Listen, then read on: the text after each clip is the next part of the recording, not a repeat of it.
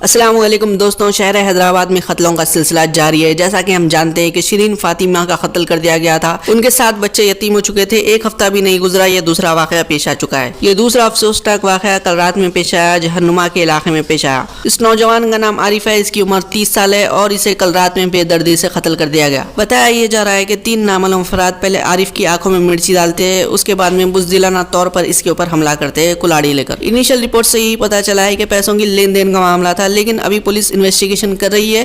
Police investigation کرنے کے بعد میں پتہ چلے گا کہ آخر معاملہ تھا کیا۔ آج کے دور میں مسلمان اسلامی قانون کو بھول چکے ہیں۔ اگر اسلامی قانون موجود ہوتا تو کس طرح سے بستی والوں کو بھی سزا ملتی۔ اسی بات کو لے کر مولانا احسان نے مسلمانوں کی آنکھیں کھولنے والا ایک بیان جاری کیا ہے، بیان کو ضرور سنیے۔ وہاں پر ابھی میلاد ختم ہوا، ہزاروں جلسے بھی ہوئے، ریالیاں بھی نکلے اور بہت کچھ ہوا۔ اسی علاقے کی ایک واقعہ آتا ہے کہ ایک لڑکی اپنے گھر کے اندر مردہ پائی گئی، نوجوان لڑکی 32-33 سال کی۔ پہلے خودکشی کا شک کیا گیا، دوسرے ہی تیسرے دن بعد رپورٹ کھل کر آئی۔ اسی دن جب لڑکی پڑی ہوئی تھی، اس کی ماں آ کر کہنے لگی یہ میری بچی کو 7 بچے ہیں اور یہ بیوہ ہے، اکیلی رہتی تھی۔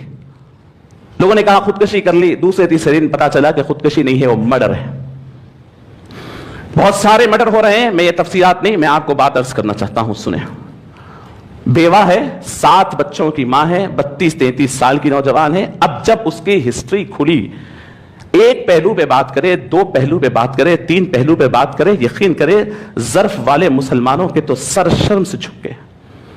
پتا چلا کہ اتنی ڈومینیٹڈ مسلم ایریا، جس کے اندر ادھر مدرسے بھی ہے، مسجدیں بھی ہے، خانقاہیں بھی ہے، درگاہیں بھی ہے، جلسے بھی ہے، جلوس بھی ہے، وہاں کی یہ لڑکی اپنے 7 بچوں کی پرورش کرنے کے لیے کوئی دوسرا ذریعہ نہ ملا تو وہ ڈانسر بن گئی تھی۔ شادی خانوں میں جا کر نوجوانوں کو خوش کرنے وہ ناچتی تھی۔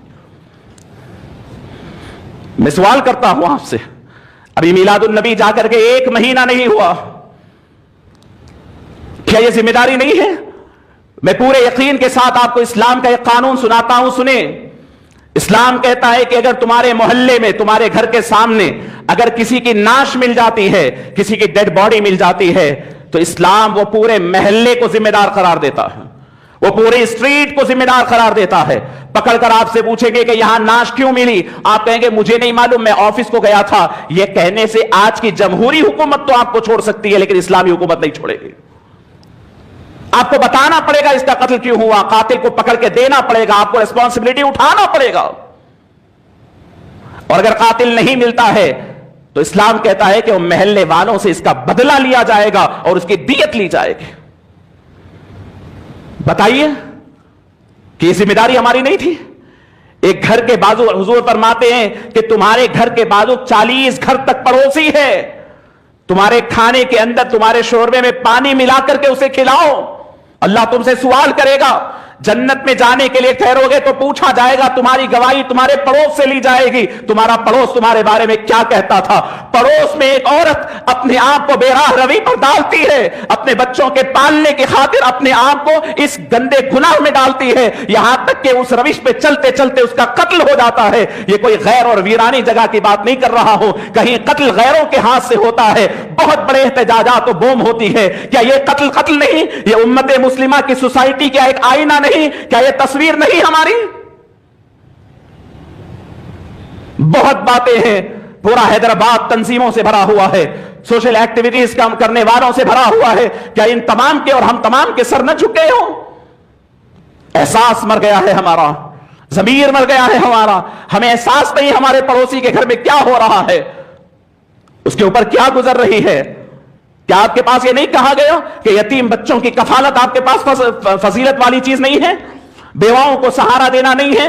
اور ایک بات سن لیں، یہ بھی ایک بڑا عیب ہمارے پاس ہے کہ ایک بار کسی کا رشتہ ٹوٹ جاتا ہے یا اس کے شوہر کا انتقال ہو جاتا ہے، چاہے وہ کسی عمر کی ہو، ہم اس کو ایسے ہی چھوڑ دیتے ہیں، پھر اس کا دوسرا نکاح نہیں کرتے۔ یہ جرم، اگر وہ تو اللہ کے پاس گئی، وہ اپنا جواب دے رہی ہوگی، لیکن واقعی وہ بھی اس حالات سے گزری ہے تو اللہ ہم تمام سے سوال کرنے والا ہے۔ یہ ایک واقعہ نہیں، ایسے کئی بیوائیں اپنے گھروں میں تڑپ رہی ہیں، ان کے بچوں کی پرورش کا معاملہ ہے، پتہ نہیں کن کن حالات سے وہ گزر رہی ہیں۔ دوسرا نکاح ہمارے پاس عیب ہے، اور وہ عورتوں کو میں سوال کرتا ہوں ہماری ماں اور بہنوں سے کہ شوہر تمہارے پاس ہے، وہ بیوائیں کیا کریں؟ وہ اس بے راہ روی کا شکار ہو، ان کی وجہ سے کئی نوجوان خراب ہو جائیں، ان کی روزی روٹی کا مسئلہ، ان کے کھانے کا مسئلہ. جب ایک آدمی آگے بڑھ کر کسی بیوہ سے، کسی یعنی مطلقہ سے نکاح کرتا ہے، بہت بڑی نیکی کرتا ہے. سوسائٹی کو اسے سپورٹ کرنی چاہیے، سوسائٹی کو اسے اپریشیٹ کرنی چاہیے. یہ دنیا کی 4 روزہ زندگی ختم ہونے والی ہے. خدا کے ساتھ جواب دہی کے لیے جب آئیں گے تو دنیا کے کون لوگ کیا بولیں گے کہ لوگ کوئی نہیں ہوگے، وہاں آپ ہوں گے، آپ کا دل ہوگا. اللہ آپ کے دل کو دیکھے گا کہ یہ آدمی نیک دلی سے کسی کے سر پہ سہارا بنا تھا، کسی یتیموں کا کفیل بنا تھا. میں نوجوانوں سے عرض کرتا ہوں، خدا کے لیے اپنے محلوں کا جائزہ لیں، اپنی اسٹریٹ، اپنی گلیوں کا جائزہ لیں. کہیں تمہاری گلیوں میں یہ گناہ تو نہیں پنپ